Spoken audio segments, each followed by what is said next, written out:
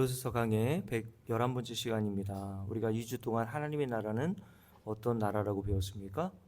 어떠한 조금의 차별이나 차등이 없는 나라라고 배웠죠. 이것은 제가 여러분들에게 말한 그런 어떤 자기 의견이 아니라 골로새 3장 11절에 기록되어 있는 말씀을 통해서 여러분께 말씀을 드린 겁니다. 자, 3장 11절 보면 이렇게 말씀하고 있죠. 거기에는 하나님의 나라, 영생, 구원 이렇게 표현할 수 있는데 뭐라고 이야기하냐면 헬라인이나 유대인이나 할례를 받은 자나 할례를 받지 않은 자나 야만인이나 수구다인이나 종이나 자유인이 뭐가 없다고요? 차별이 있을 수 없다라고 이렇게 사도 바울이 단호하게 이야기를 했다는 겁니다. 저는 이 목록의 모든 것을 다 집어넣어 보라고 여러분께 말씀을 드렸습니다. 예를 들어서 오랫동안 사도 바울과 같이 예수를 믿다가 마지막에 순교한 자들이 있고 죽기 전에 겨우 예수를 믿은 강도와 같은 두 사람이 있다고 생각을 해보세요. 또한 저와 같이 평생 목사가 되어서 열심히 복음을 증거하다가 죽은 자가 있겠죠. 그리고 여러분과 같이 평신도로서 평범하고 드러나지 않게 교회 생활도 하고 직장도 다니면서 한 가정의 남편과 아내와 자녀로서 예수를 믿으며 살다가 죽은 두 사람이 있다고 생각을 해보시란 말이죠. 이 두 사람이 이 세상 원리와 상식으로는 당연히 사람의 행위와 그 선한 행위에 따라서 가격표가 붙여지고 차별과 차등이 있다고 생각하죠. 그런데 하나님으로부터 이끌려 직접 낙원에 3층천에 다녀왔던 사도 바울은 거기에는 뭐가 없다고요? 차별이 있을 수 없다라고 이렇게 단언하게 이야기를 했다는 겁니다. 그러니까 저와 여러분이 옛날에 제가 어렸을 때만 해도 중학교 고등학교 때 교회에서 좀 은혜 받았다라고 하는 젊은 아이들에게 항상 어디 가라고 했냐면 신학교를 가라고 그러겠습니다. 신학교에 가서 목사로서 주를 위해서 열심히 충성하고 봉사하라고 이렇게 이야기를 했습니다. 그 삶이 다른 평신도의 삶보다 대단하다고 제가 생각을 했고 다른 분들도 그렇게 여겼다는 것을 알 수 있는 것이죠. 근데 사도 바울이 오늘 골로새 3장 11절에서 뭐가 없다고요? 차별이 없대잖아요.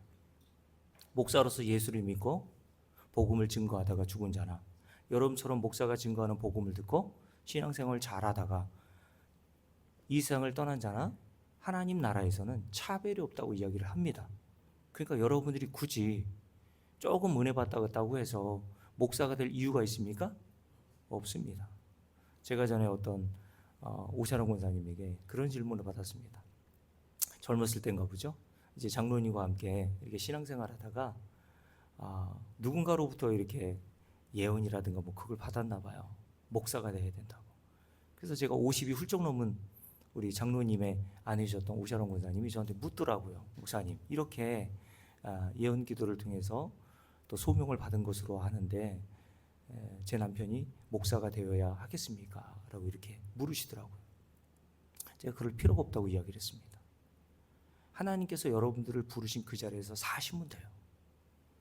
그래서 오늘 말씀에 뭐라고 되어 있습니까? 18절 보세요. 아내들아 어떻게 살래요? 이제는 아내 노릇 다 때려치우고 목사가 되어서 복음을 증거하라고 얘기한 게 아니라 어떻게 살라고요? 남편에게 복종하라. 이는 주 안에서 마땅하다라고 이렇게 얘기하고 남편들에게는 뭐라고 얘기합니까? 아내를 사랑하며 괴롭게 하지 말고 자녀들은 모든 일에 부모에게 순종하라라고 이렇게 이야기를 하죠. 그리고 종들에게 뭐라고 얘기합니까? 22절. 종들아, 그 당시에는 노예들이 있었잖아요. 노예들에게 사도 바울이 노예 해방을 해서 머리 두드리고 열심히 시위해라고 이렇게 이야기를 한 것이 아니라 뭐라고 얘기합니까? 22절 함께 읽습니다. 종들아, 모든 일에 육신의 상전들에게 순종하되 사람을 기쁘게 하는 자와 같이 눈가림만 하지 말고 오직 주를 두려워하며 성실한 마음으로 하라. 무슨 일을 하든지 마음을 다하며 죽게 하듯 하고 사람에게 하듯 하지 말라. 이렇게 권면하다는 겁니다. 그리고 4장 후에는 1절에 상전들에게 명령하죠. 상전들아, 의와 공평을 종들에게 베풀지니 너에게 하늘의 상전이 계심을 알지어다. 이렇게 말씀하고 있다는 거예요. 하나님이 여러분을 부르신 자리가 있어요. 저는 목사로서 하나님께서 부르셨고 여러분들은 하나님께서 평신도의 자리로 부르셨습니다. 역할의 차이지 하나님 나라에서는 어떤 차등과 차별이 없어요. 이 세상은 저는 목사의 역할을 맡았기 때문에 여러분들께 이렇게 강단에서 복음을 전하고 있는 걸 뿐이고 여러분들은 평신도로서 아내로서 남편으로서 그렇게 부름을 받았기 때문에 여러분이 거한 그 자리에서 복음에 합당한 삶을 살면 되는 겁니다, 여러분. 자, 다시 말씀드릴게요. 하나님의 나라는 차별과 차등이 없는 나라라고 이렇게 사도 바울이 단언하고 이야기를 했습니다. 왜 그렇다고 이야기를 합니까? 우리가 얻은 구원은 우리가 어떤 그럴 만한 자격과 조건에 의해서 주어진 것이 아니라 오직 하나님의 아들의 십자가에서 행하신 희생 덕분에 거저 받으신 것이기 때문에 그렇습니다. 그래서 사도 바울은 로마서 3장에서 이렇게 얘기하죠. 로마서 3장을 한번 펴볼까요? 로마서 3장입니다. 자, 로마서 3장입니다. 먼저 23절 한번 볼게요. 함께 읽습니다. 모든 사람이 죄를 범하였음에 하나님의 영광에 이르지 못하더니라고 이렇게 이야기를 하죠. 모든 사람이라는 것은 아담과 하와 이후에 태어난 모든 사람들이 여기에 포함된다는 겁니다. 저와 여러분도 포함되고 성경에 위대하다고 유대인들이 존경하는 아브라함, 다윗, 솔로몬, 노아 다 이게 포함되는 거예요. 그리고 이 세상에서 예수 믿지 않지만 법 없이도 살 수 있는 사람이라고 칭찬을 듣는 사람도 다 여기에 포함되어 있는 겁니다. 하나님이 보실 때 모든 인간은 다 어떤 사람이에요? 죄를 범한 죄인입니다, 여러분. 거기에 차별이 있습니까? 차별이 없어요. 그러므로 그 뒤에 하나님의 영광에 이르지 못하게 되었다라고 이렇게 얘기합니다. 하나님 나라 못 들어가는 신세가 되어 버렸다라고 이렇게 이야기를 한단 말이죠. 그래서 이 세상에서는 어떤 사람이 볼 때 저 사람이 좀 나아 보일 수 있어요. 그죠? 실제로 나은 사람도 있습니다. 제가 근데 여러분께 물을게요. 그 사람의 겉으로 나는 행위를 가지고 여러분들이 판단하잖아요.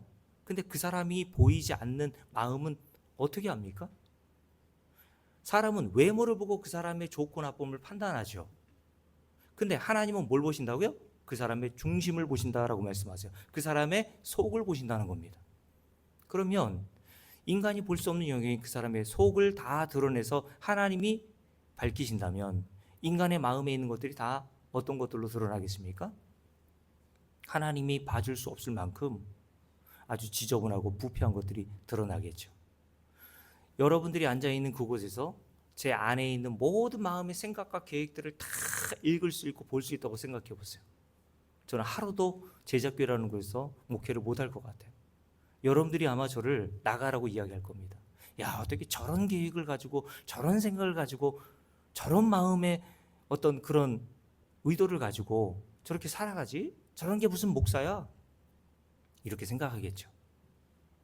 그러면 여러분은 안 그렇습니까? 인간이라는 것은 뒤집어 놓고 보면 다 거기서 거기란 말이죠. 그래서 모든 사람이 하나님 앞에서 죄인으로 드러나므로 하나님의 영광에 이를 만한 자가 한 사람도 없다라는 것이 성경의 결론인 겁니다. 여기에 저와 여러분도 포함되어 있고, 다시 말씀드리지만 성경에 위대하다고 이야기하는 아브라함도 다 여기에 포함되어 있단 말이에요. 자, 그래서 이것이 하나님의 말씀의 첫 번째 역할인데요. 사도 바울은 로마서 3장 20절에서 그래서 말씀의 역할에 대해서 이렇게 이야기를 한 겁니다. 로마서 3장 20절 함께 읽습니다. 그러므로 율법의 행위로 하나님 앞에 의롭다 하심을 얻을 육체가 있습니까? 없나니. 이게 율법의 첫 번째 역할이라고 말씀드렸어요. 아무도 없다. Nobody. 아무도 없단 말이에요. 그래서 갈라디아서 2장에서도 그리고 3장에서도 율법으로 하나님 앞에 의롭다 할 만한 자가 하나도 없다는 것이 분명하게 율법을 말씀을 통해서 드러내셨다라는 말씀을 하는 거죠.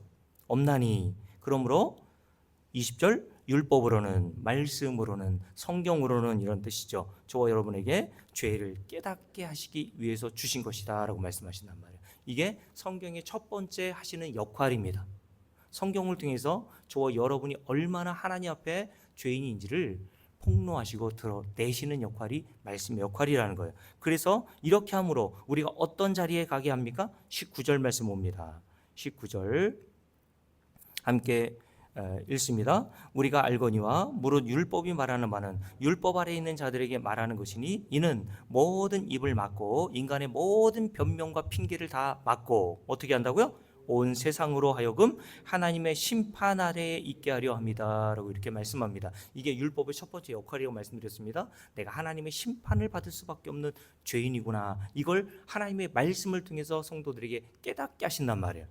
그래서 그 후에 보면 사도 바울이 이렇게 이야기를 한 거죠. 자, 로마서 3장 9절 말씀 한번 볼까요? 로마서 3장 9절입니다. 함께 읽습니다. 그러면 어떠하냐? 우리는 나으냐? 저와 여러분에게 묻습니다. 우리는 예수 믿지 않은 사람들보다 좀 나은 게 있습니까? 사도 바울의 대답이 뭐예요? 결코 아니다라고 얘기합니다. 자, 우리는 나으냐라고 했을 때 로마서 1장을 보면 왜 이 말을 했는지를 알 수 있어요. 1장에 보면 이방인들의 죄에 대한 목록들을 쭉 설명하죠. 뭐라고 이야기를 합니까? 자, 함께 읽어보는데요. 1장 21절 함께 읽습니다. 하나님을 알되 하나님을 영화롭게도 아니하며 감사하지도 아니하고 오히려 그 생각이 허망하여지며 미련한 마음이 어두워졌나니 스스로 지혜 있다 하나 어리석게 되어 어떻게 합니까? 썩어지지 아니하는 하나님의 영광을 썩어질 사람과 새와 짐승과 기어다니는 동물 모양의 우상으로 바꾸었느니라 라고 말씀합니다. 눈에 보이는 하나님을 섬기는 게 아니라, 눈에 보이지 않는 하나님을 섬기는 게 아니라 눈에 보이는 뭐 나무나 돌로 깎아가지고 우상을 만들어서 그 우상을 하나님처럼 섬기더란 말이에요. 이것이 하나님을 모르는 자들이 행하는 일 아닙니까? 그러면 우리는 나으냐라고 했을 때 우리는 어떻습니까? 저 절에 가가지고 부처성 앞에서 절하는 사람과 우리가 나을 바가 있어요? 왜 그렇습니까? 골로새 3장에서 뭐라 그랬습니까? 탐심이 뭐라 그랬어요? 탐심이 곧 우상 숭배라고 했잖아요, 여러분. 여러분이 탐심 없어요? 이 세상에 대한 사랑 없습니까? 인간은 하나님 앞에서 나을 게 하나도 없단 말이죠. 자, 그러면서 쭉 이야기를 하면서 동성애에 대한 이야기를 또 하죠. 이것은 하나의 예라고 말씀을 드렸습니다. 하나님의 순리를 영리로 사용하는 것, 그것을 예로 들어 동성애를 설명하는 거예요. 자, 그러면서 쭉 이야기를 합니다. 32절 함께 읽어봅니다. 1장 32절 그들이 이 같은 일을 행하는 자는 우상숭배와 동성애와, 그리고 그 뒤에 나오는 30절 31절 쭉 기록하고 있는 비방하는 자, 자랑하는 자, 악을 도모하는 자, 뭐 이런 모든 죄를 지은 자들에 대해서 하나님께서 어떻게 하신다고 말씀하냐면 이 같은 일을 행하는 자는 어떻다고요? 사형에 해당한다고 하나님께 정하셨다라고 되어 있습니다. 사형은 뭡니까? 인간의 생명, 이 육신의 생명이 죽는 게 아니라 이 육신의 생명이 죽고 난 이후에 죽음 이후에 당할 하나님의 심판, 지옥 형벌을 이야기한다고 볼 수 있겠죠. 모든 인간은 이런 일을 행하는 자는 사형에 해당한다고 하나님께서 정하셨다라고 이렇게 말씀합니다. 그런데 2장에서 그리고 3장에서 사도 바울이 뭐라고 합니까? 3장 9절 함께 읽어봅니다. 그러면 어떠하냐? 우리는 이런 자들보다 낫냐라고 물으시는 거예요. 이렇게 우상 숭배하고 순리를 영리로 사용하는 동성애자들이나 이런 자들보다 우리가 과연 나아? 사도 바울이 뭐라고 해야 합니까? 아이, 그럼 우리가 좀 나았지. 우리는 그런 일 한 적이 없잖아 라고 말하는 게 아니라 결코 아니다 라고 얘기합니다. 그들과 우리가 나을 바가 조금도 없다 라고 얘기했어요. 그러면서 이렇게 얘기하죠. 결코 아니라 유대인이나 헬라인이나 다 죄 아래 있다고 우리가 이미 선언하였느니라. 10절 기록된 바 의인은 있습니까 없습니까? 없나니 하나도 없으며 깨닫는 자도 없고 하나님을 찾는 자도 없고 다 치우쳐 함께 무익하게 되고 선을 행하는 자가 있습니까? 없나니 하나도 없다라고 얘기합니다. 그러면서 13절 인간의 실체를 이렇게 폭로해요. 그들의 목구멍은, 저와 여러분의 목구멍은 이런 말이에요. 열린 무덤이요 그 혀로는 속임을 일삼으며 그 입술에는 독사의 독이 있고 그 입에는 저주와 악독이 가득하고 그 발은 피 흘리는데 빠른지라 파멸과 고생이 그 길에 있어 평강의 길을 알지 못하였고 그들의 눈앞에 하나님을 두려워함이 없느니라 함과 같으니라. 이런 자들은 어떻게 해야 되겠니? 19절로 이어지는 거예요. 이런 일을 행한 자의 모든 입을 다 막는단 말입니다. 변명과 핑계를 못되게 한다고 말씀하는 거예요. 그러면서 이 온 세상, 온 인류에 대해서 하나님의 심판 아래에 있게 하려는 것이다 라고 말씀하세요. 이게 하나님의 말씀의 첫 번째 역할이라고 이야기를 드렸습니다. 그런데 사도 바울은 이런 자신의 이런 비참한 처지에 놓여 있는 자신과 이방인으로 구성된 로마 교회 성도들이 어떻게 거룩하신 하나님의 나라에 들어가게 되었다고 말합니까? 로마서 3장 24절에 기록되어 있죠. 로마서 3장 24절 한번 볼까요? 함께 읽습니다. 그리스도 예수 안에 있는 무엇으로 말미암아? 속량으로 말미암아라고 되어 있습니다. 속량은 값을 대신하여 지불하고 풀어준다는 뜻입니다. 노예와 포로로 잡힌 사람이 있습니다. 노예의 그 몸값을 지불하여서 노예에 대해서 해방과 자유를 주는 거예요. 그게 속량이란 뜻입니다. 우리는 다 누구의 노예였습니까? 죄의 노예였단 말입니다. 사망에 사로잡혀 있는 자였단 말입니다. 근데 하나님께서 예수 그리스도를 우리가 지은 죄값을 대신하여 지불하심으로 저와 여러분을 자유케 하셨다, 속량하게 하셨다는 말씀하는 겁니다. 모든 저와 여러분의 죄값을 십자가에 달리신 예수 그리스도께서 다 청산하시고 갚으셨다는 거예요. 그래서 골로새 2장에 보면 사도 바울이 뭐라고 말씀합니까? 십자가에서 우리가 갚아야 될 그 모든 죄에 대한 빈문서를 다 제하여 버리시고 못 박아 없애 버리셨다라고 말씀하세요. 자, 그래서 우리가 어떻게 되었습니까? 자, 24절 함께 읽습니다. 다시요. 그리스도 예수 안에 있는 이런 속량으로 말미암아, 이것이 뭡니까? 하나님의 은혜란 말이에요. 하나님의 은혜로 어떻게? 값 없이, 값 없다는 것은 우리가 아무 일을 행한 것이 없는데 이런 뜻입니다. 한 일이라는 것은 그 앞에서 우리가 열거했던 죄밖에 지은 것이 없는데, 우상 숭배, 이런 죄를 우리가 태어날 때부터 죽을 때까지 매번 저지르고 산단 말입니다. 그런데 이런 죄밖에 지은 자인 저와 여러분을 위해서 하나님께서 아들을 속량의 대가로 십자가에 내어놓으시고 하나님의 은혜로 우리를 어떻게 하셨다고요? 값없이 의롭다 하심을 얻은 자 되게 하셨다라고 되어 있습니다. 값없이 의롭다 하심을 얻은 자 될 것이라고 하는 미래형이 아니라 이미 되었다라고 하는 완료형을 쓰고 있단 말이죠. 그래서 25절도 쭉 한번 읽어볼까요? 함께 읽습니다. 이 예수를 하나님이 그의 피로써 믿음으로 말미암는 화목제물로 세우셨으니 이는 하나님께서 길이 참으시는 중에 전에 지은 죄를 간과하심으로 자기의 의로우심을 나타내려 하심이니 곧 이때 자기의 의로우심을 나타내사 자기도 의로우시며 또한 예수 믿는 자들인 저와 여러분도 뭐하게 하시기 위해서 의롭다 하려 하심이다 라고 이렇게 말씀하고 있다는 거죠. 이것이 성경에서 증거하고 있는 복음입니다, 여러분. 죄인들에게 이것보다 더 큰 복음이 어디 있어요? 하나님의 심판과 영원한 형벌을 받을 처지에 놓여 있었던 저와 여러분에게 이것보다 더 큰 복음이 어디 있습니까? 왜 여러분들이 이것을 복음으로 여겨지지 않고 들리지 않는 줄 아세요? 그 앞부분에 있는 성경의 첫 번째 역할, 내가 얼마나 하나님 앞에 죄인으로서 하나님의 심판을 받을 수밖에 없는 죄인인 줄을 아직도 모르기 때문에 그래요. 여러분, 다윗은 시편 40편에서 이런 기도를 하나님께 드렸는데요. 기가 막힐 웅덩이와 수렁에서 나를 건져달라고 얘기했습니다. 말이 안 나온다는 거예요.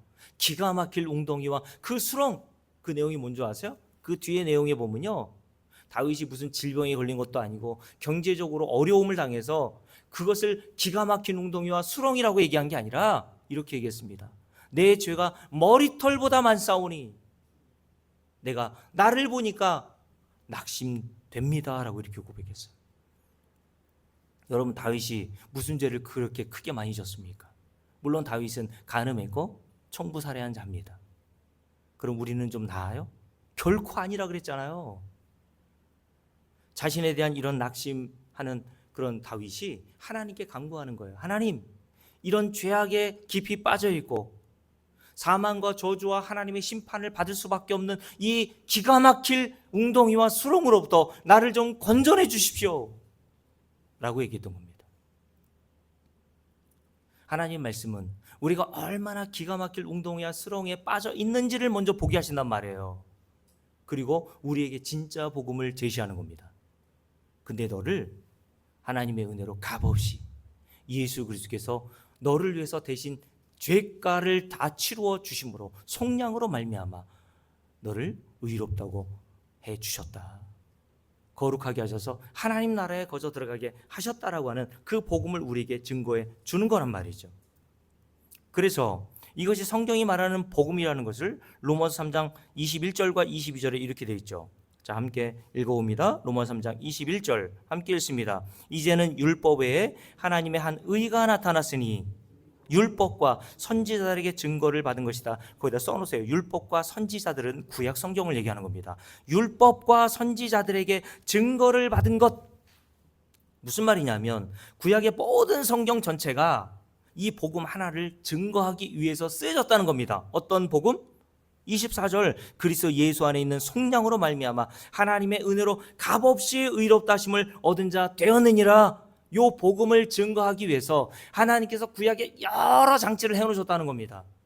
많은 인물들을 등장하게 하셨고 하나님은 모세를 통해서 십계명과 같은 율법을 주시기도 하셨고 율법을 행해 보라고 하시기도 하셨습니다.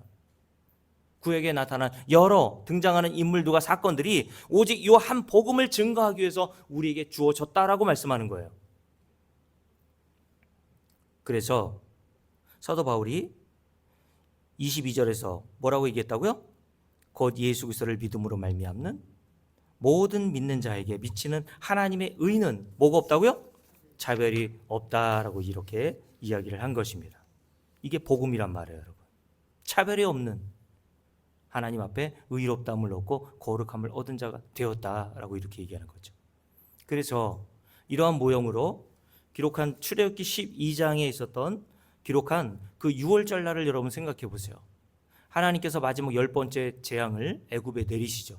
그 10번째 재앙이 뭐였습니까? 강기에 입어서 도금에 감자라고 되어 있죠. 마지막 자는 장자의 죽음이었습니다. 하나님은 애굽의 10번째 재앙을 장자의 죽음이라고 하는 재앙을 내리실 때 미리 하나님께서 그 장자의 죽음으로부터 살아날 예표를 길을 내어주셨죠. 어떻게 하라고 하셨습니까? 착하게 살라고 말씀하신 것이 아니죠. 흠 없는 1년 된 어린 양을 잡아서 그 피를 좌우 문설주에 바르고 그 집안에 들어가라고 말씀하십니다. 그러면서 하나님께서 이런 말씀하시죠. 내가 그 피를 볼 때에 너를 넘어가리니 재앙이 너에게 내려 멸하지 아니할 것이다 라고 말씀을 하셨단 말이에요. 하나님께서 무엇을 보신다고 말씀하셨다고요? 내가 그 피를 보고 너에게 재앙을 내리지 않겠다고 하셨어요. 그 집안에 있는 사람의 자격과 조건, 할례를 받았는지 받지 않았는지, 얼마나 윤리와 도덕적으로 착하게 살았는지 그렇지 않은지, 신앙이 얼마나 오래됐는지, 목사인지 전도사인지 권사인지 장로인지, 헌금을 얼마나 많이 했는지, 전도를 얼마나 많이 했는지, 그거는 하나도 하나님께서 보시지 않는 겁니다. 하나님 뭘 보신다고요? 내가 뭐를 볼 때, 그 피를 볼 때 내가 너를 넘어가겠다. 그래서 한문으로 유월이라는 뜻이라니까요, 여러분. 유월. 월은 넘어가다는 뜻이잖아요. 너를 넘어가겠다 라고 말씀하십니다.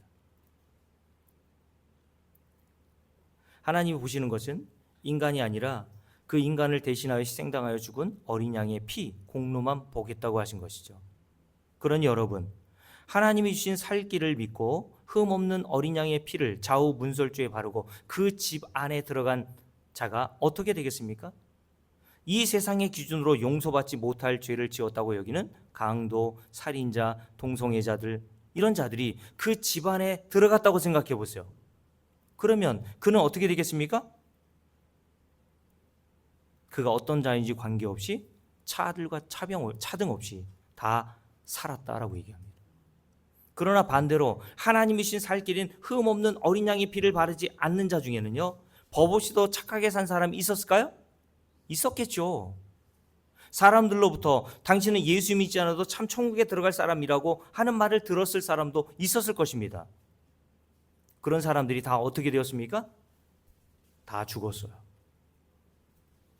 그래서 6월절 날 어린 양의 피를 바르고 살아서 출애굽할 때에 나온 자들 중에 이스라엘 백성들만 있었던 것이 아니라 출애굽기 12장 37절에 보면요, 수많은 잡족과 양과 소와 심이 많은 가축이 그들과 함께 나왔다라고 되어 있습니다.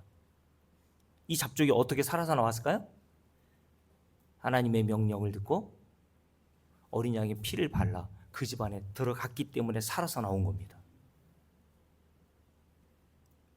이렇게 흠 없는 어린 양으로 세상에 오셔서 죄인들을 위하여서 대신 죽으신 분이 누굽니까? 예수 그리스도시죠.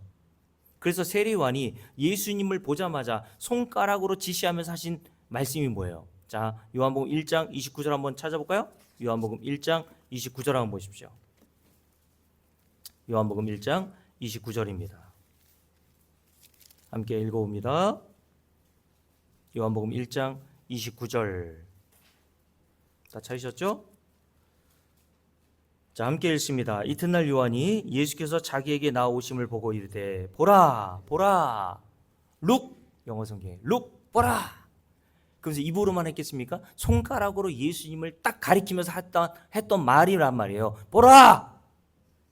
여러분, 구약의 모든 성경은 손가락과 같은 역할이라고 말씀을 전해 드린 적이 있죠. 구약에 등장하는 모든 인물들과 사건들과 절기들과 안식일은 다 예수 그리스도를 손가락으로 가리키는 역할이란 말입니다. 그래서 골로새 2장에서 사도 바울이 모든 구약의 절기와 안식일과 그런 모든 사건과 등장인물들이 그림자와 예표요, 실체는, 그들이 가리키고 있었던 실체는 예수 그리스도였다라고 이렇게 증거하잖아요. 다시 말씀합니다. 29절 함께 읽습니다. 보라! 뭐라고 얘기합니까? 세상 죄를 지고 가는 하나님의 어린 양이시로다. 누가요? 예수 그리스도가 세상의 모든 죄, 저와 여러분의 모든 죄를 짊어지고 가는 흠 없는 어린 양이 되셔서 십자가에 죽으셨다는 겁니다. 그러니 6월절날 내가 그 피를 보고 너를 넘어가리라고 하셨던 그 모형을 통해서 하나님은 저와 여러분을 보시는 것이 아니라 우리가 믿는 예수 그리스도를 보신단 말이에요. 저와 여러분을 보고 결정하시고 저와 여러분을 보고 하나님 나라에 들어가게 할지 영생을 줄지 말지를 결정하신다면 모든 인간은 다 하나님의 심판 아래 있다고 그랬잖아. 그게 로마서 3장의 말씀이잖아요. 그래서 다시 말씀드릴게요. 로마서 3장 21절과 22절에서 사도 바울이 이렇게 얘기한 거죠. 이제는 율법에 하나님의 한 의가 나타났으니 율법과 선지자들에게 증거를 받은 것이다 라고 한 것과 같이 인간은 왜, 구약은 이걸 설명하는 겁니다. 인간은 왜 예수 그리스도의 십자가의 은혜로 받기는 결코 구원에 이를 수 없는지를, 그 진리를 증거하기 위한 목적으로 우리에게 주어진 거란 말이에요. 그래서 사도행전 15장을 볼까요? 사도행전 15장에 보면 안디옥 교회에 들어온 유대주의자들이 이미 하나님의 이런 자비와 사랑과 은혜로 긍휼로 예수 그리스도의 복음을 듣고 구원을 받은 성도들에게 할례를 행해야 온전한 구원을 얻을 수 있다고 가르침으로 흔들렸던 시기가 있었습니다. 이 문제를 사도 바울이 듣고 예루살렘 교회에 문의를 하고 회의가 열리죠. 이때 회의를 주재하던 사도 베드로가 성령이 충만해서 한 결론이 뭡니까? 사도행전 15장 한번 볼까요? 자, 다 피셨죠? 6절 함께 읽습니다. 사도와 장로들이 이 일을 의논하려 모여. 어떤 이 일 때문에 의논이 이렇게 회의가 열렸습니까? 15장 1절을 보세요. 어떤 사람들이 유대로부터 내려와서 형제들을 가르치되 너희가 모세의 법대로 할례를 받지 아니하면 능히 구원을 받지 못하리라, 이렇게 이야기했다는 겁니다. 이것을 좀 더 쉽게 말하면 제가 지난주에 여러분께 말씀드렸죠. 예수 믿어도 착하게 살지 않으면 하나님 나라 못 들어가, 이런 말과 똑같은 말입니다. 이 일로 예루살렘 교회에 회의가 열린 겁니다. 어떻게 해야 되겠냐고 회의가 열린 거죠. 7절 말씀 함께 읽습니다. 많은 변론이 있은 후에 베드로가 일어나 말하되 형제들아 너희도 알거니와 하나님이 이방인들로 내 입에서 복음의 말씀을 들어 믿게 하려고. 자, 믿음 어디서부터 온다고 말하는 겁니까? 여기서도 들음에서 온다라고 얘기하는 거죠. 열심히 복음을 들으시란 말이에요. 들어 믿게 하시려고 오래전부터 너희 가운데서 나를 택하시고 또 마음을 아시는 하나님이 우리에게와 같이 그들에게도 뭘 주셨어요? 성령을 주어 증언하시고 믿음으로 그들의 마음을 깨끗하게 하사 그들이나 우리나 줄을 그어놓으세요. 뭐가 없어요? 차별하지 아니하셨느니라 라고 말씀하세요. 그들은 누굽니까? 안디옥 교회 성도들, 이방인들이었단 말입니다. 유대인들이 개돼지처럼 여겼던, 율법도 모르고 할례도 행하지 않았던 그 안디옥 교회 성도들을 가리켜 그들이나 우리나 하나님이 차별하지 아니하셨다라고 말씀하십니다. 그러면서 이렇게 얘기합니다. 자, 10절 그런데 지금 너희가 어찌하여 하나님을 시험하여 우리 조상과 우리도 능히 매지 못한 멍에, 율법을 말하는 거죠. 제자들의 목에 두려느냐? 11절 함께 읽습니다. 그러나 우리는 그들이, 자, 유대인인 우리와 그들, 이방인인 그들이 무엇으로 구원받습니까? 우리와 동일하게 주를 빡빡 끊으라고 말씀을 예전에 드린 적이 있죠. 주 예수의 은혜로 구원받는 줄을 믿노라. 이게 성경의 결론입니다. 그들이나 우리나, 할례를 받은 자나 할례를 받지 않은 자나, 집사나 목사나, 순교한 자나, 예수님 곁에서 죽을 때 겨우 예수 믿고 구원받은 강도나, 하나님 나라에서는 차별이 없다. 사도 베드로도 똑같은 얘기를 하고 있어요. 그러니 같은 성령이 임했던 사도 바울이나 사도 베드로나 동일한 구원, 동일한 은혜에 의해서 하나님 나라에 들어가게 되었다는 사실을 증거하고 있는 겁니다. 그래서 유다서 1장 3절 제가 읽어드릴게요. 유다서 1장 3절에 보면요, 이렇게 얘기했습니다. 사랑하는 자들아, 우리가 일반으로 받은 구원에 관하여 내가 너에게 편지하려는 생각이 간절하던 차에 성도에게 단번에 주신 믿음의 도를 위하여 힘써 싸우라는 편지로 너희를 권하여야 할 필요가 있었으니 라고 이렇게 얘기합니다. 이게 공동번역성에서 우리가 함께 받은 구원이라고 번역했어요. 우리가 일반으로 받은 구원을요, 공동번역성에서는 우리가 함께 받은 구원이라고 번역했고, 영어 성경에 보니까 The Common Salvation 이렇게 번역했습니다. 모두에게 공통된 구원이란 뜻입니다. 따라서 유다가 이 구절에서 구원에 대하여 말하고 싶어하는 것은 유대인 신자와 이방인 신자, 그리고 사도와 평신도 할 것 없이 모두가 하나님께서 성도에게 주신 믿음에 의해서, 예수 그리스도를 믿는 믿음에 의해서 차별이나 차등이 없는 동일하고 같은 구원을 주셨음을 증거하고 있는 겁니다. 그래서 우리 주님께서 마태복음 20장에서 포도원 품꾼의 비유를 하신 겁니다. 여러분, 포도원 품꾼의 비유를 함께 살펴보겠습니다. 마태복음 20장을 한번 볼까요? 자, 마태복음 20장을 한번 보세요. 우리가 잘 알고 있는 이 포도원 품꾼의 비유의 말씀을 한번 살펴봅니다. 여러분, 포도원 품꾼의 비유를 살펴보기 전에 우리가 이 비유가 어떻게 해서 나오게 되었는지를 먼저 살펴볼 필요가 있어요. 그 성경은 옛날에는 장과 절이 구분되지 않았다고 말씀을 드렸어요. 그러니까 장과 절이 구분되어서 독자인 우리에게 읽기가 좀 편리한 건 있지만 때로는 성경을 읽는데 방해가 될 때가 있습니다. 이런 구절이에요. 여러분, 마태복음 20장의 이 비유가 어떠한 원인 그리고 어떠한 배경에서 하나님께서 예수 그리스도를 통해서 주신 것인지를 알 필요가 있어요. 자, 앞장이 19장의 말씀을 한번 볼까요? 마태복음 19장에 보면 16절에 보면 누가 등장합니까? 재물이 많은 청년 한 사람이 등장하죠. 이 재물이 많은 청년 한 사람이 예수님께 와서 뭘 물어요? 16절 함께 읽습니다. 어떤 사람이 주께 와서 이르되 선생님이여 내가 무슨 선한 일을 하여야 영생을 얻으리까? 라고 하는 질문을 합니다. 그러니까 영생에 관한 문제를 쭉 설명하고 계시기 위해서 주님께서는 마태복음 20장에 포도원 품꾼의 비유를 하셨다고 보면 돼요. 이 물음을 듣고 우리 주님께서 뭐라고 하셨습니까? 착한 일 해, 선하게 살아, 율법 지켜, 이렇게 말씀하셨나요? 물론 처음에는 그렇게 말씀하셨죠. 자, 17절 말씀 보십시오. 함께 읽습니다. 예수께서 이르시되 어찌하여 선한 일을 내게 묻느냐? 선한 이는 오직 한 분이시니라. 네가 생명에 들어가려면, 영생을 얻으려면, 하나님 나라에 들어가려면 뭐 해야 돼요? 계명들을 지키면 돼. 여러분, 예수 안 믿어도요, 하나님께서 여러분들에게 주신 성경에 기록되어 있는 여러 계명들 있잖아요. 그 계명을 지키면 됩니다. 여러분, 예수 믿어서도 영생과 구원을 얻을 수 있지만 여러분들이 예수 믿지 않아도 영생과 구원과 하나님 나라에 들어갈 수 있는 다른 방법이 있어요. 뭐예요? 하나님 신 계명대로 지키면 돼요. 그 말씀하신 거예요. 그러면서 이렇게 말씀하시죠. 자, 18절 다시 부자가 묻습니다. 함께 읽습니다. 이르되 어느 계명이오니까? 예수께서 말씀하시죠. 예수께서 이르시되 살인하지 말라, 간음하지 말라, 도둑질하지 말라, 거짓 증거하지 말라, 내 부모를 공경하라, 내 이웃을 내 자신과 같이 사랑하라 하신 것이니라 라고 말씀합니다.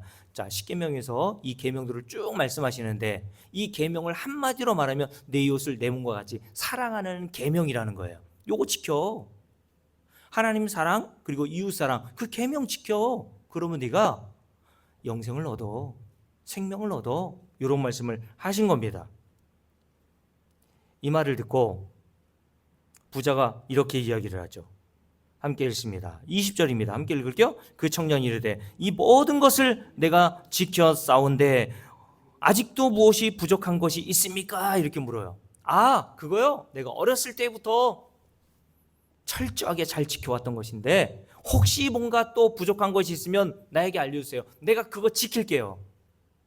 아주 신났죠. 이때 주님께서 이런 말씀하시죠. 21절 함께 읽습니다. 함께 읽을게요. 예수께서 이르실 때 네가 온전하고자 할진대, 그러니까 온전하지 않다는 얘기잖아요. 그죠? 네가 아직 완벽하지 않아. 하나님이 요구하시는 그 수준에 아직 도달하지 못했어. 그러면서 이렇게 제안하죠. 함께 읽습니다. 온전하지 하고자 할진대 가서 뭐 하래요? 내 소유를 팔아 가난한 자들에게 주라. 그리하면 하늘에서 보화가 내게 있으리라. 그리고 와서 나를 따르라. 이렇게 말씀하세요. 그래? 그러면 네가 가지고 있는 수많은 재물 다 팔아서 가난한 자들에게 주고 와. 그러면 네가 원하는 영생과 구원을 얻을 수 있어. 그게 이웃을 사랑하는 거야. 이렇게 말씀하셨어요. 이 말씀을 듣자 이 청년이 어떻게 합니까? 22절 함께 읽습니다. 그 청년이 재물이 많으므로 이 말씀을 듣고 회개하여 예수를 따랐습니까?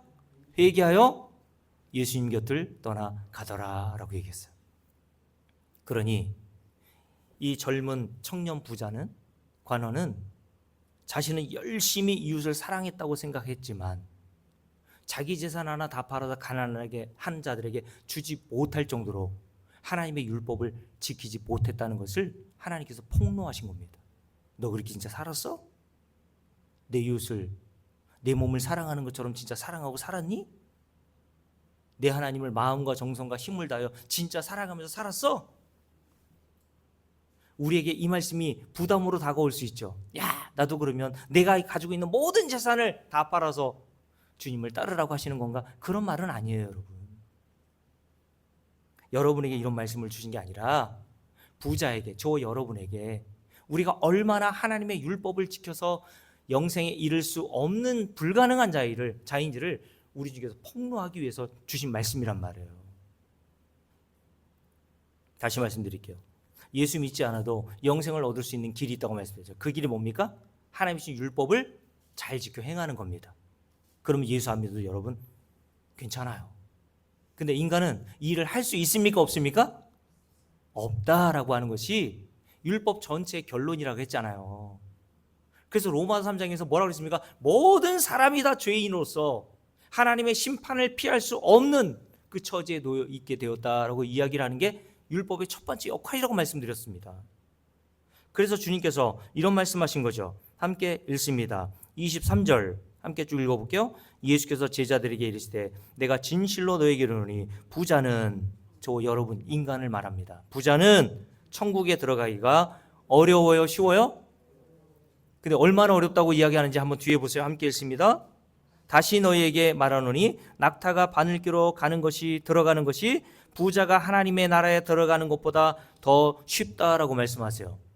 여기서 바늘귀라는 것은 우리가 생각하는 바늘귀는 아니라고 말씀드렸습니다.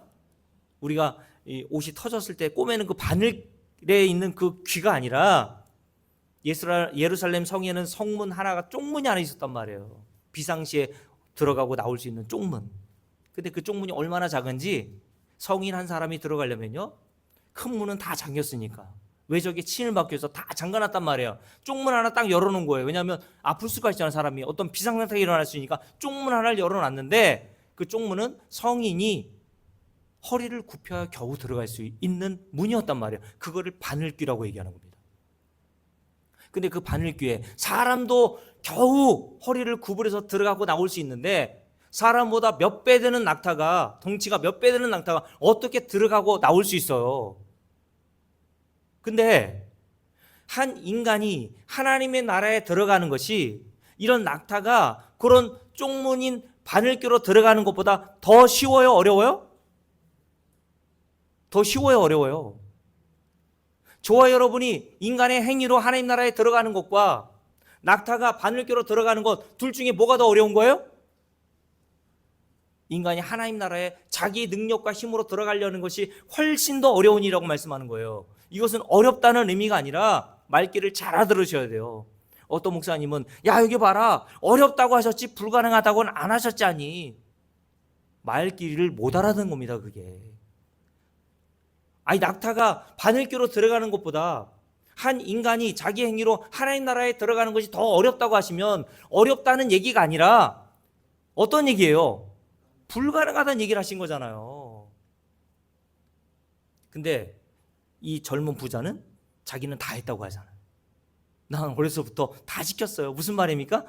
나는 내 행위로 예수 믿지 않아도 충분히 하나님 나라에 들어갈 수 있습니다 라고 이렇게 생각하는 겁니다. 이게 인간의 타락한 본성에서 나오는 이야기입니다. 말이란 말이에요. 이 말을 듣고 제자들이 이렇게 묻죠. 함께 읽습니다. 25절 함께 읽습니다. 제자들이 듣고 몹시 놀라 이르되 그렇다면 누가 과연 구원을 얻을 수 있으리이까. 어렸을 때부터 저 젊은 가난은 하나님이 명령하신 모든 계명을 다 지켜 행했는데도 하나님 나라 못 들어간다면 누가 들어갑니까? 그때 예수님이 이런 말씀하시죠. 함께 읽겠습니다. 26절 예수께서 그들을 보시며 이르시되 사람으로는 할 수 있습니까? 자, 줄을 빡빡 끊어 그랬죠. 사람으로는 할 수 없다. 불가능하다는 얘기잖아요. 사람으로는 하나님 나라 영생에 들어가는 것이 불가능해. 그게 율법의 첫 번째 역할이라고 말씀드렸습니다. 그러면 어떻게 우리가 하나님 나라에 들어가고 영생을 얻습니까? 그 뒤에 이렇게 돼 있죠. 그러나 하나님으로서는 다 하실 수 있느니라. 무슨 말입니까? 하나님의 은혜로 들어가는 나라가 하나님의 나라인 거야. 너희 노력과 힘씀과 착함과 선행으로 하나님 나라에 들어갈 수 없어. 근데 오직 하나님의 은혜로 말미암아서만 너희가 하나님 나라 영생과 구원을 얻을 수 있다. 이런 얘기를 하신 거예요. 이 말을 제자들이 알아들었을까요? 못 알아들었단 말입니다. 왜요? 아직 성령이 임하기 전이었거든요. 그래서 제자들이 예수님께 뭐라고 묻습니까? 함께 읽어봅니다. 28절. 자, 27절입니다. 함께 읽습니다. 이에 베드로가 대답하여 이르되 보소서 우리가 모든 것을 버리고 주를 따라 싸운데 그런즉 우리가 무엇을 얻으리이까? 이렇게 질문합니다. 자, 예수님의 제자 사도 베드로를 비롯해서 모든 예수님의 제자들은 진짜 모든 걸 다 버리고 예수님을 쫓았어요. 가족을 버렸습니다. 자기의 생업을 버렸어요. 모든 것들을 다 버리고 예수를 쫓았습니다. 베드로는 당연히 이 질문을 할 수밖에 없는 거예요. 아니 다른 인간들은 집에서 잘 먹고 잘 살고 가끔 교회 오는데 우리는 교회에서 어마어마한 충성을 했어요. 어마어마한 헌금을 했어요. 그러면 우리는 과연 무엇을 하나님으로부터 더 얻을 수 있겠습니까? 이런 질문이 우리에게도 나오잖아요. 그죠? 이 질문에 예수님은 이런 말씀하시죠. 28절 함께 읽습니다. 예수께서 이르시되 내가 진실로 너에게 이르노니 세상이 새롭게 되어 인자가 자기 영광의 보좌에 앉을 때에 나를 따르는 너희도 12보좌에 앉아 이스라엘 12지파를 심판하리라. 또 내 이름을 위하여 집이나 형제나 자매나 부모나 자식이나 전토를 벌인 자마다 여러 배를 받고, 여러분 누가복음 18장에는 여러 배를 그 앞에 현세에서 이렇게 단어를 써놨거든요. 이 세상에서 여러 배를 받고 또 영생을 상속하리라. 그러나 먼저 된 자로서 나중되고 나중된 자로서 먼저 될 자가 많다. 이렇게 말씀하시거든요. 여러분 이 말씀을 잘못 이해해서 예수를 위해서 순교하고 열심히 충성하고 봉사하면 자, 이 말씀 봐라. 현세 여러 배의 복을 받는다고 하지 않았니? 근데 여러분 제자들이 정말 현세에 여러 복을 받았습니까? 제자들의 삶을 한번 생각해 보세요. 성경에서 기록하고 있는 제자들의 삶, 예수 믿고 다 순교했어요. 예수님을 따랐던 사도 야고보는요 헤롯 왕위에서 목배임까지 받았습니다. 사도 바울은요 고린도 4장에 보면요, 세상에서 자기를 쓰레기 취급 당했다고 이야기를 했습니다. 그러니까 여기서 말씀하고 있는 현세에 여러 배를 받는다라고 하는 말씀이 우리가 생각하고 우리가 기대하는 그런 복이 아니란 말이에요, 여러분. 요 말씀을 하시고 난 다음에 뭐가 붙어 있어요? 포도원 품꾼의 비유가 붙어 있는 거예요. 우리가 도대체 무엇을 얻을 수 있습니까? 여러분, 포도원 품꾼의 비유 여러분 잘 아시죠? 포도원에 어떻게 품꾼들이 들어가게 됩니까? 자, 20장 1절부터 함께 읽어볼게요.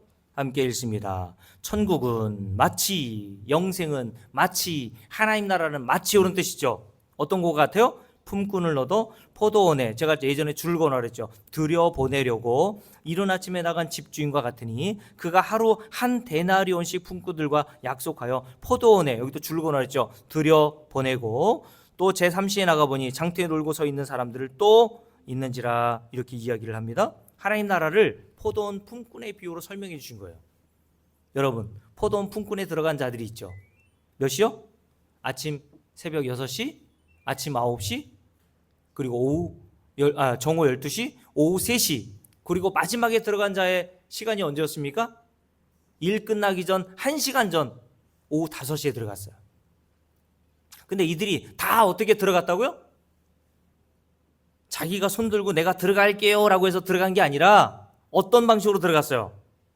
포도원의 집 주인이 포도원 품꾼들을 찾아서 이들을 다 어떻게 했어요? 포도원에 들여보내는 방식으로 들어갔습니다. 그러니 천국은 마치라고 했으니까 하나님 나라라는 것은 인간이 제 발로 들어가는 나라가 아니라 하나님이 우리를 밀어 넣어 주셔야 들어가는 나라인 거예요. 하나님이 들여보내 주시기로 작정된 자들을 하나님께서 밀어 넣어 주시는 방식으로 우리가 구원과 영생과 하나님 나라를 얻게 된 거란 말이에요. 그래서 에베소 4장에 보면 사도 바울이 이런 얘기를 했죠. 우리 주님께서 사로잡은 자들을 사로잡으시고 하나님께서 아들이신 예수를 승천하실 때, 위로 올라가실 때 예수께서 사로잡으신 모든 성도들도 사로잡아 올라가게 하셨다라고 말씀합니다. 다시요. 예수께서 사로잡은 자들이 있어요.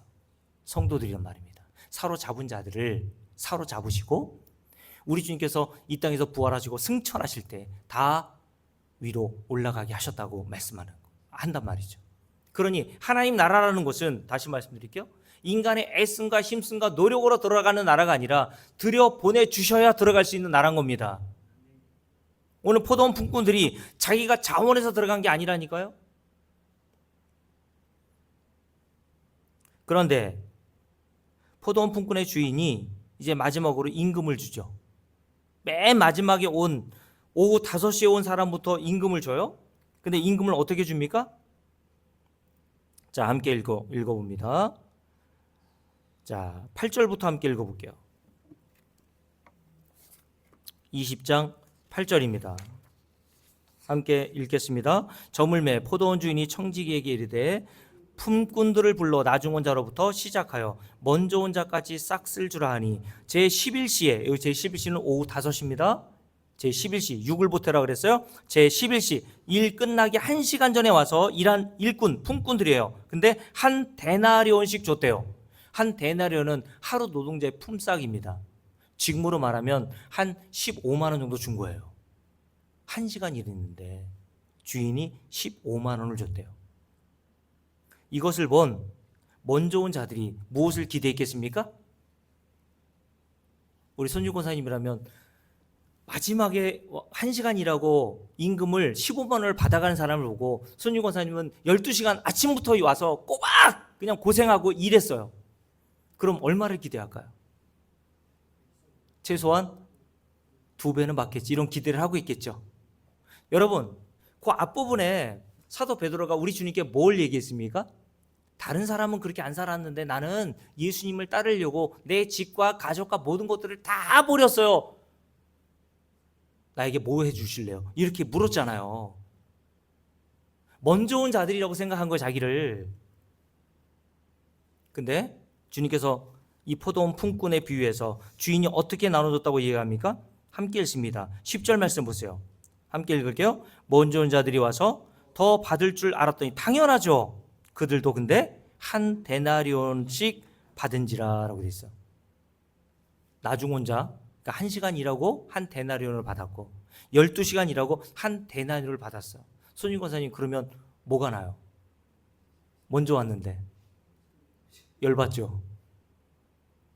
그러면 다음부터 그 포도원에 들어가서 일할 때에는 언제 들어가고 싶어요? 1시간 전에 좀 나를 불러주세요. 이런 생각을 할 거 아닙니까? 그게 인간의 정상적인 생각 아니에요? 저도 그랬다니까요. 예수를 그냥 어렸을 때부터 일찍 만나가지고 가정고생하면서 남들은 다 주일날, 그때는 뭐 토요일날도 일하고 학교 다녔잖아요. 놀 수 있는 시간은 주일밖에 없었다니까요. 그러니까 놀 수 있는 주일날 다른 애들은 다 여기저기 가지고 놀고 있는데 저는 그냥 토요일날까지 학교 다니면서 놀지도 못하고 집안일은 또 그냥 가난해가지고 애들 학교 끝나면은 저희 아버지가 꼭 고추 심으라고 하고 물 주라고 하고 잡초 뽑으라고 막 했거든요. 주일날은 또 어디 가야 돼요? 교회 가야 돼요. 언제부터? 아침 일찍부터. 왜냐하면 주일학교 반사 교사를 했거든요. 7시 50분에 가가지고 주일학교 교사하면서 주일학교 끝나면 성가대 연습하고 오전 예배 드리고 점심 먹고 또 찬양단 연습하고 또 저녁 예배도 있었거든요. 저녁 예배까지 드렸습니다. 저도 베드로처럼 이렇게 생각했어요. 하나님, 나와 같이 열심히 주를 위해서 일한 자는 더 무엇을 받을 수 있겠습니까? 근데 주님이 이 포도원 비유를 통해서 뭘 말씀하세요? 먼저 온 자나 나중 와서 일한 자나 다 한 데나리온, 차별과 차등 없이 주시겠다고 말씀한 거예요. 그래서 저는 만약에 이런 나라가 하나님 나라면 저도 그런 생각을 했다고 말씀드렸잖아요. 죽을 때 구원받은 강도처럼 죽기 전 1시간 전에 예수 믿고 죽으면 얼마나 좋을까. 내가 하고 싶은 거 다 하면서 내가 누리고 싶은 거 다 누리면서 주일날 굳이 뭐 이렇게 우리 최금석 집사님처럼 연차까지 쓰면서 뭐하러 이렇게 나와. 여러분, 성경은 그걸 복이라고 얘기합니다. 여러분, 뭐가 복이라고 얘기한다고요? 오늘 똑같이 한 데나리온의 차별과 차등이 없음에도 불구하고 하나님의 은혜를 알고 열심히 주를 위해서 수고하고 헌신하고 충성하는 것, 그게 하나님이 저와 여러분이 주신 복이라고 한단 말이에요. 이런 복을 누가 누리고 싶어요? 아무도 누리고 싶어 하지 않는단 말입니다. 그래서 먼저 온 자들이 다 머리띠에 띠들르고 항의했던 거죠. 우리가 12시간 일했는데 어떻게 저 1시간 일한 자와 똑같이 대우하십니까? 더 내놔요, 더. 근데 이런 항의와 원망을 하는 품꾼들을 향해서 우리 주님께서 뭐라고 하십니까? 12절 함께 읽어봅니다. 12절 함께 읽습니다. 나중 온 이 사람들을 1시간밖에 일하지 아니하였거늘 그들을 종일 수고하며 더위를 견딘 우리와 같게 하였나이다. 주인이 그 중에 한 사람에게 대답하여 이르되 친구여, 내가 네게 뭐 한 것이 없어요? 잘못한 것이 없다고 말씀합니다. 왜 잘못한 것이 없어요? 12시간 일했으면 12시간 임금을 줘야지. 잘못한 게 있다고 우리가 생각하잖아요. 근데 포도원 품꾼의 주인은 나 잘못한 게 없다고 말씀하세요. 그러면서 이렇게 말씀합니다. 내가 나와 한 데나리온의 약속을 하지 아니하느냐. 맞아요. 아침 일찍 온 자들도요. 그 위에 보면 어떻게 그 포도원 주인과 언약했어요? 2절 말씀을 보세요. 함께 읽습니다. 그가 한 데나리온씩 품꾼들에게 주기로 약속하여 포도원에 들여 보냈단 말이에요. 그러니 하루 일당을 주는 것은 주인으로서 당연한 일이고 일찍 온 포도원 품꾼들은 당연히 한 데나리온을 받는 게 당연한 거예요. 근데 뭐라고 얘기합니까? 주인을 원망하죠. 그러면서 주님께서 이렇게 말씀합니다. 자, 14절 함께 읽습니다. 네 것이나 가지고 가라. 나중 온 이 사람에게 너와 같이 주는 것이 내 뜻이니라. 내 것을 가지고 내 뜻대로 할 것이 아니냐. 내가 뭐함으로? 선함으로. 네가 악하게 보느냐. 이와 같이 나중된 자로서 먼저 되고 먼저 된 자로서 나중 되리라 라고 말씀하세요. 또 하나님은 이 말씀을 통해서 자기를 선하대요. 먼저 온 자나 나중 온 자나 똑같이 너희들에게 한 데나리온을 주는 게 그게 하나님의 선이래요. 이 세상의 원리와 상식으로는 도저히 이해가 안 됩니다. 근데 왜 하나님께서 잘못한 것이 없고 이렇게 하는 것이 나의 선이라고 말씀하신 걸까요? 여러분, 이 포도원 품꾼들이 포도원에 들어가기 전에 상태가 어떻습니까? 함께 읽어볼까요? 자, 3절 말씀을 보세요. 함께 읽습니다. 또 제3시에 나가보니 장터에 어떤 자들이 있대요? 놀고 서 있는 사람들이 또 있는지라. 자, 6절도 보십시오. 함께 읽습니다. 제11시에도 나가보니 서 있는 사람들이 또 있는지라. 이르되 너희는 어찌하여 종일토록 놀고서 여기 있느냐라고 이렇게 물으시죠. 포도원 분군들이 포도원에 들어가기 전에 상태가 어때요? 다 놀고 있었단 말이에요. 여러분들 이들이 왜 놀고 있었을까요? 이렇게 말씀하죠. 함께 읽습니다. 7절 함께 읽을게요. 이르되 우리를 품꾼으로 쓰는 이가 없기 때문입니다 라고 얘기해요. 써주는 사람이 없다는 거예요. 이들은 하루 벌어 하루 먹고 사는 노동자들입니다. 근데 써주는 자가 없다는 것은 그동안 써주는 자가 없어서 많이 굶주려 있었다는 거예요. 근데 왜 이들을 써주는 자가 없었을까요? 이 사람들에게 하자가 있었기 때문에 그래요. 포도원에 들여 보내줘 봐야 포도원을 망칠 수밖에 없는 자들이었기 때문에 그렇습니다. 때로는 몸에 장애가 있는 사람일 수도 있어요. 병이 있는 사람일 수도 있습니다. 근데 목구멍이 포도청이라고 자기뿐만 아니라 자기 가족을 살리기 위해서 굶어 죽지 않게 하기 위해서 일터에 나왔는데 아무도 써주는 사람이 없는 거예요. 여러분, 이런 사람을 기업이 왜 씁니까? 마트나 카페에서 직원을 뽑는다고 하면 효율을 생각해서 젊고 예쁘고 동작도 빠른 젊은 청년들을 뽑지 나이 든 여러분들 써줍니까? 제 처제가 1살 적은데 지금 다니는 직장이 있어요. 근데 저한테 뭐라고 그러냐면 이 직장이 너무 힘들어서 때려치고 싶어도 마트에서도 자기를 안 써준다는 거예요.